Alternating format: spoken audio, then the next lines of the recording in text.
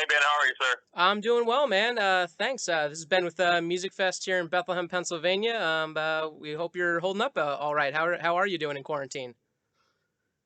I'm doing good, man. I'm trying to psychologically kind of go on the other side of the whole dynamic of quarantine because I think everybody at this moment in time, I was talking to a friend of mine yesterday about it, and he's a good friend of mine. He's a medical doctor, and it's interesting because everybody is in a state of fight or flight Hmm. right now because of everything that's going on globally. And the interesting thing about that is when you're in fight or flight, there are chemicals released in your brain that give you adrenaline and focus you into the situation because if your life is at risk or you're in the middle of something where you have to make really quick decisions, you go into fight or flight. But once you get past whatever the altercation was, you have this sense of calming that happens. Another chemical is released in your brain to let you know that you're all good.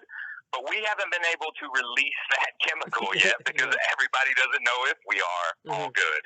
And so trying to just be very productive and not sugarcoat anything and be optimistic, but also try to understand that I've educated myself. 5.5 weeks ago, I didn't know what self quarantine meant.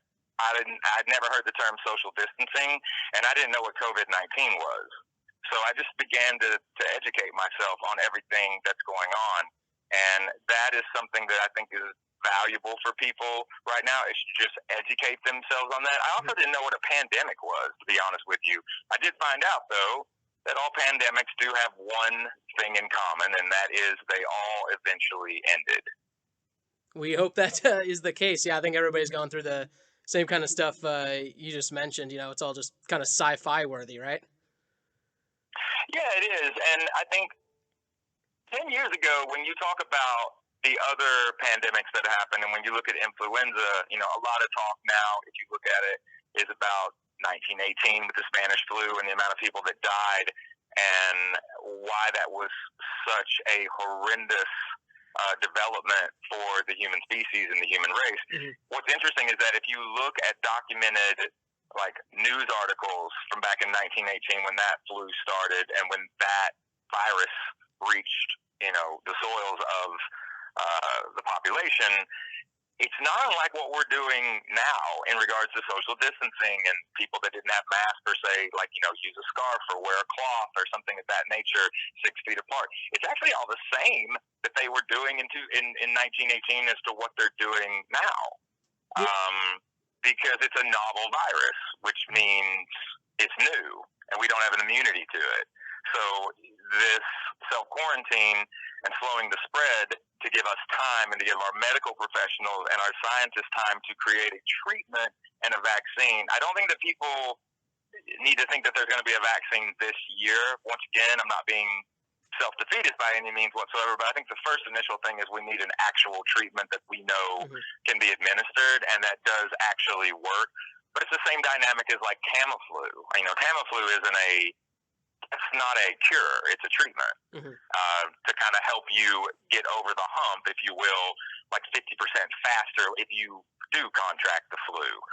So, in a lot of ways, I think that the internet is helpful during these times, but I also think because of the influx of everybody has a platform, and if you're looking for good news, the news may not be the place you want to go right now. But there, there is a beacon of hope out there, man. Hmm. Like we're all learning from this. We're all trying to save as many lives as we can and be respectful to all the men, women, and children on the planet to get over this. Human beings are resilient and we're strong. It's just going to take a minute, and but we are gonna push forward and we are gonna get back to living our lives. But I don't think people should subscribe to the new normal because I don't know what normal is. I think it's relative to who you are, but obviously this didn't happen because of a fluke. This happened because, first of all, Mother Nature is undefeated, and second of all, I think this is a bit of the universe seeing how we're going to handle this. And if you look at the way we were before this, a lot of hatred out there, man. A lot of mean spirited people, a lot of violence. And now everybody is dealing with this from all corners of the globe. And I think the universe is trying to tell us, like, yo, you're going to stop being so hateful to one another now? You're going to stop being so mean to each other? You're going to stop killing each other, maybe? And let the other person talk and try to compromise instead of if somebody disagrees with you, you pull a gun on them. You know what I mean? Like, there's reasons this is happening. Yeah, I think everybody can get behind that message. Certainly. So besides doing your research, you're obviously well read on everything here. What's keeping you busy? A lot of what we're doing with direct relief is like the biggest thing right now. You know, going back to, like I said, about 5.5 weeks ago, just educating myself on everything and learning what was going on. That took me down, you know, quite a rabbit hole online, just trying to get as much information as possible. And then that's when I found out who Direct Relief is, and finding out what an extraordinary organization they are, and the fact that they had been around since 1948. I was astonished by that, and just looking at everything that they are and what they represent, and their entire mission is to, you know, in the situation that we're in right now.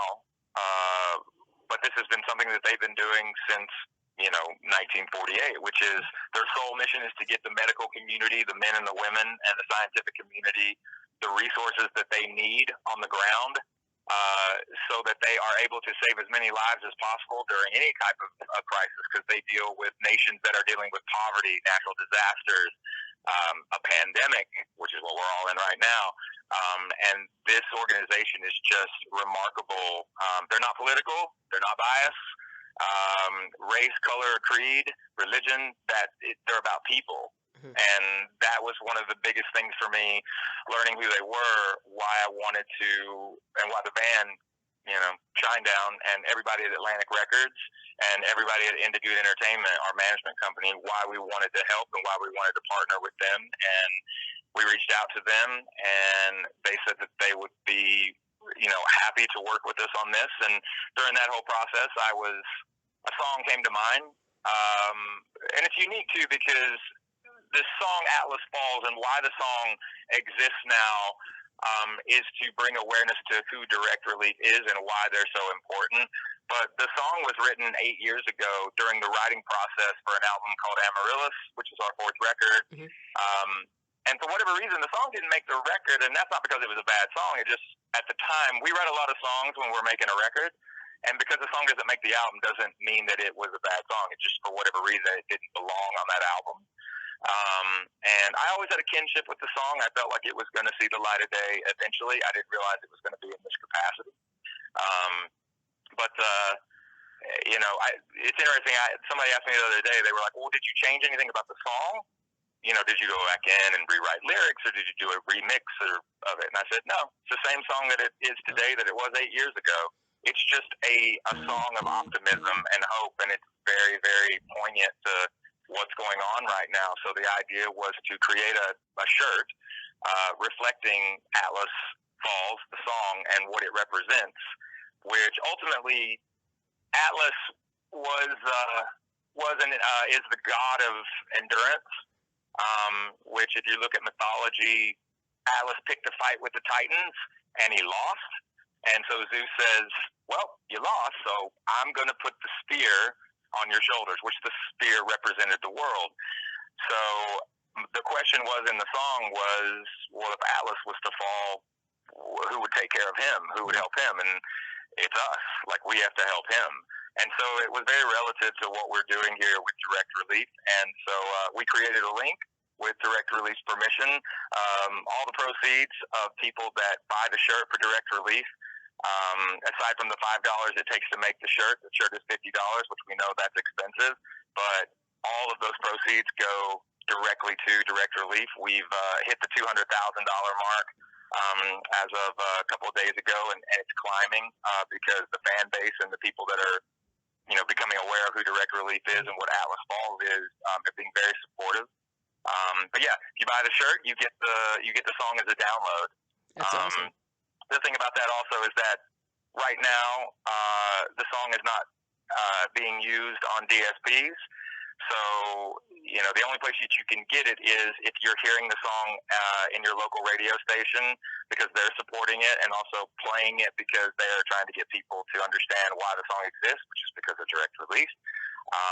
And so far, it's been a pretty extraordinary campaign, but we're going to continue it to bring awareness to who direct relief is and, help us all get back to living our lives and be smarter about what we need to do in the future when it comes to these types of situations.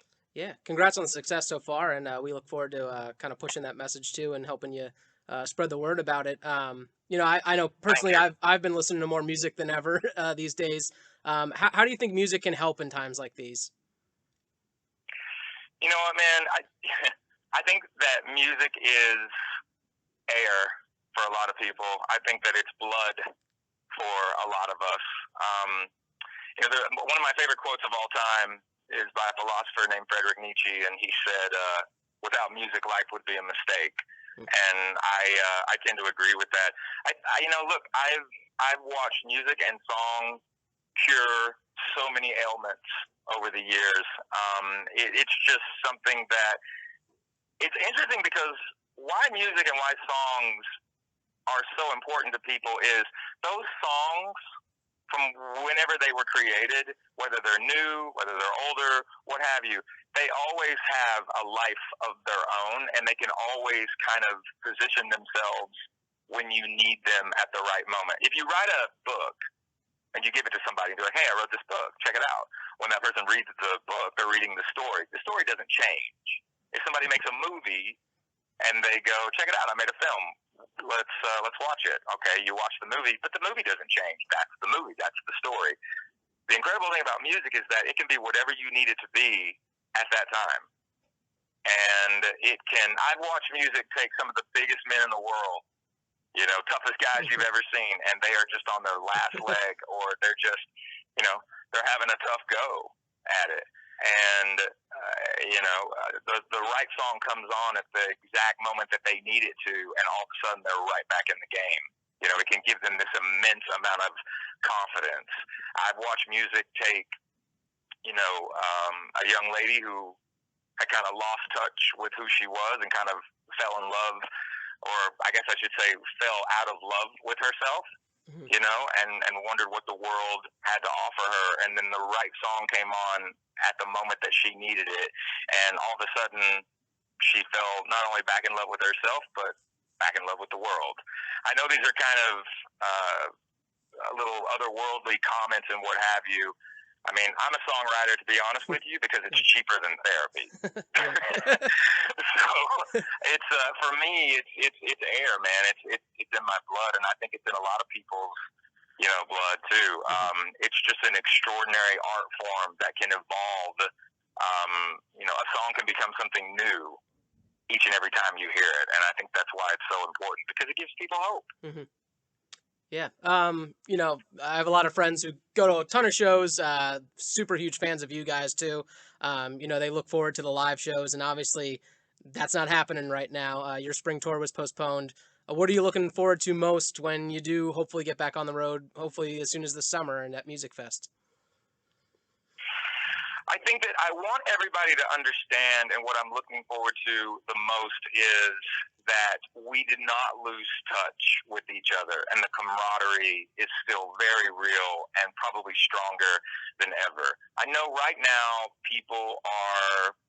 they're nervous and they're scared, and they have every right to be. But live music and just live events are what bonds us all, because human beings, as interesting as we are, and we're very complex, we love to watch other human beings rise to the occasion. You know what I mean? Mm-hmm. And to give us inspiration and to entertain us. That's what we do, in Shinedown. Writing the music is one thing, and we've kind of always said that there's two machines in Shinedown. One is the studio and the creative side of what we do, and then the other side is the live aspect, which is another creative side, but there's two totally different machines. And the reality is that I know that there's going to be some people that, when you think about the term mass gatherings, and how the media has at times pushed it on people to distort the future of what going to a concert will be like, or going to a sporting event, or going anywhere where there's a lot of people. You can't let the virus, you can't allow it to win. You know what I mean? Mm-hmm. Like, you have to understand that, you know, this is a very stressful time for a lot of people right now. And I have to say this also. I have friends of mine that have gotten COVID-19. I'm very, very thankful that they have recovered. But I also have friends of mine that have had family members or people that they knew that had it. And unfortunately, some of those people did not make it. And that is something that is extremely difficult to navigate. But the reality is that people need each other, because that's why we're here. And I would want the audience to know from us and to them, we literally are, I don't want to say that we're caged animals right now and use that analogy, but we're pretty much caged animals at this moment. And dude, all I can tell you is that I think that some people have said, in light of all this, like, concerts will forever be changed. No one's going to go to them anymore, or they're not going to be able to do these big shows. And I have to be totally honest with you. I don't believe that. I just don't believe it. I'm going to tell you why. Because if that's the case, you're letting the disease win. You're letting the unknown win. You can't live your life like that. You just can't. No. I mean, you can't just give up in that respect.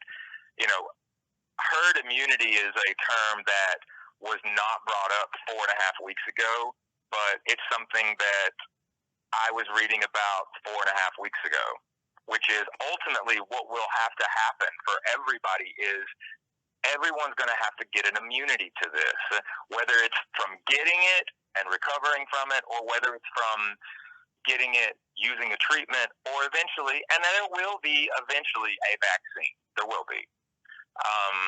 But it ain't going to be overnight. So with that being said, I think you would be shocked right now, knowing, especially in the rock community, but just in music in general, most people that have been asked, if tomorrow you could go to a concert, would you go? And pretty much, I think 90% of people would say, I would run to the concert. Absolutely. Basically, like full speed. Like, because you can't live in your house forever. You know what I mean? That's not an existence. That's not life. You know what I mean? Yeah. And you have to be able to push through it, and you don't have to do it alone. That's why we're all here to support each other. And once again, I don't take anything away from the community that, you know, are dealing with this, because there have been a lot of people that have gotten sick and have not recovered, but there have been a lot of people that have gotten sick and they have recovered. Sure. And you cannot allow it to win. And we want our audience to know we are not afraid of you. You know what I mean? Yeah. We want you to come and be with us because we want to be with you. Like, there's always going to be obstacles in life, but we love our fan base, and whether they've been there from the beginning or whether they're just finding out who we are. And a lot of people are finding out who we are through this quarantine, which is interesting. You know, there's like two sides to this. And but as a band that loves what we do and truly loves our audience, we want them to know that we cannot wait. We literally cannot wait to play for you. And that is going to happen, and we are going to get through this. We love it. Well, you mentioned, last question here, you mentioned being stuck in a cage, so I have to ask you, have you watched Tiger King yet on Netflix? I'm going to tell you something that you're the first person, oddly enough, that has asked me about this. I can't believe that, but okay, go ahead. No, man, I think it's rad. I was waiting on. I'm like, what are they going to ask me about this? So eventually, it's going to happen. I felt it was the cliche. My friend, are the first. I thought it was the cliche question, so I'm glad I'm not. No, man. You're the first. So let's have a little fun here. Okay. I'm gonna be very bold with you about this. I watched the first episode, and then I looked to see how many more episodes there were. And what I did was I basically watched the first episode, and then I watched the last episode because I was like, I pretty much know where this is going. And oddly enough, aside from the TikTok of the Carol Baskin thing that I've seen here just recently, I was like, what do you mean that? Because I didn't watch the middle, episodes, because after the first one, I was like, I kind of have an idea where this is going. And so I watched the first and the last episode. So, you know what? Unfortunately, I think that it gives Florida a bad name. Because Florida seems to be the butt of some people's jokes for quite some time. My son lives in Florida. The estate of Shinedown, even though I was born and raised in Knoxville, Tennessee, I formed the band in Jacksonville, Florida. The estate is actually 2001. And Florida is a wonderful place. And, but like anywhere, there's characters there too. But I think that in some ways, because the story, it's all in the editing. You know what I mean? When you look at all these, there are so many shows on Netflix, and there are so many shows on Amazon Prime and Hulu and streaming services galore.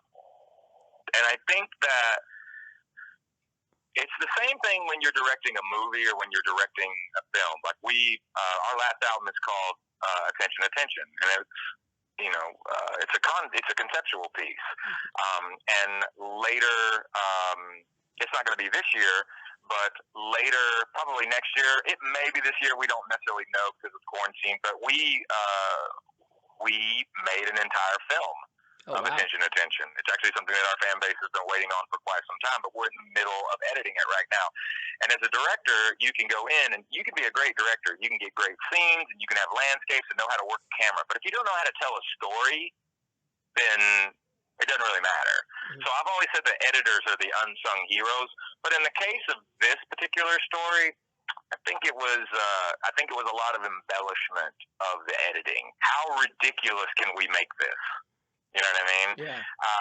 And obviously you're getting a bit of a backlash on it now from the people that were involved in it because they're like, they did not come to us and say that it was going to be like this. They actually are saying that when the actual filmmakers were doing it, they were like, this is going to have so much substance and it's going to be taken very seriously. And obviously that's not the way they did it, Yeah. And so I don't know if you're really getting the real story, through Netflix. I'm not bashing, Netflix as a streaming service, but I am saying to people that, were involved in, recording all of it, and I think they knew what they were doing. Does that make sense? I think the entire time they're like, this is going to be ridiculous when we get done with it.